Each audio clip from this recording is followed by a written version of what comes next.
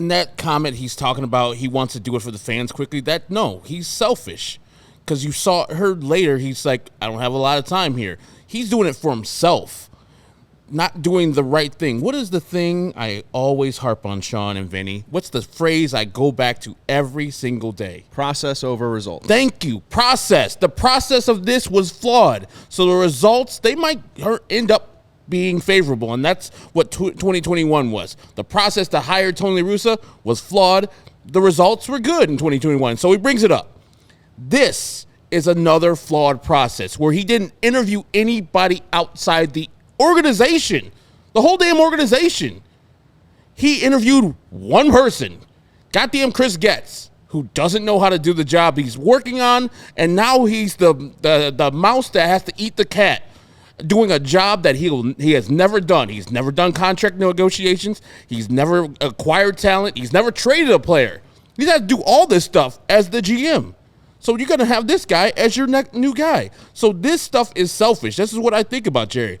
All these moves are selfish moves. They're not because of you. They're not for the fans. They're because of him. He's 87. He wants to see something done before. He don't want to bring anybody in from the outside because it'll take a year. Yeah.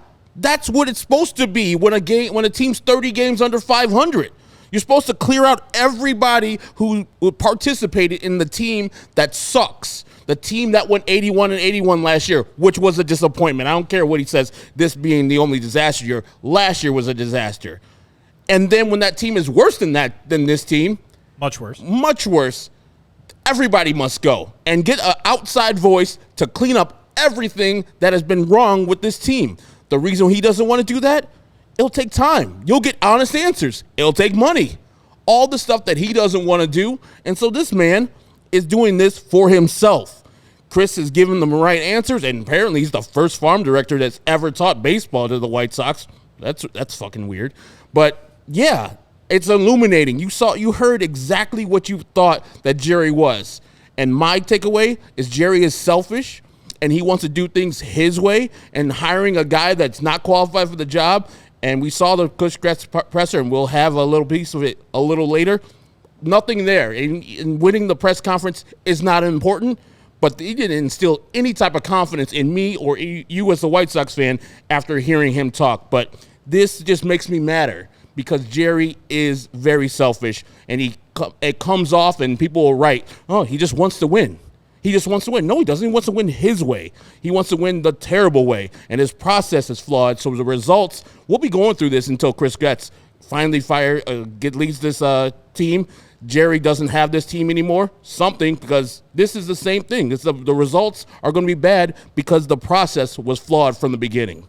And the fact that he didn't hire or even talk to a minority candidate, I don't care what his record was, is galling.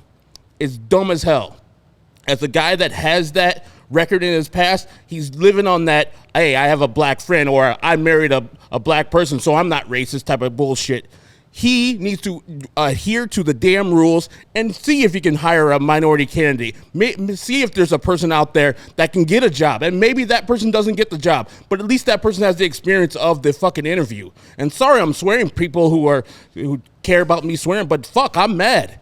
Because Jerry Reinsdorf is a selfish person that wants to do for what Jerry Reinsdorf wants to do, and he's packaging it in the thing that says, I'm doing this for you fans. You guys should be happy type of bullshit.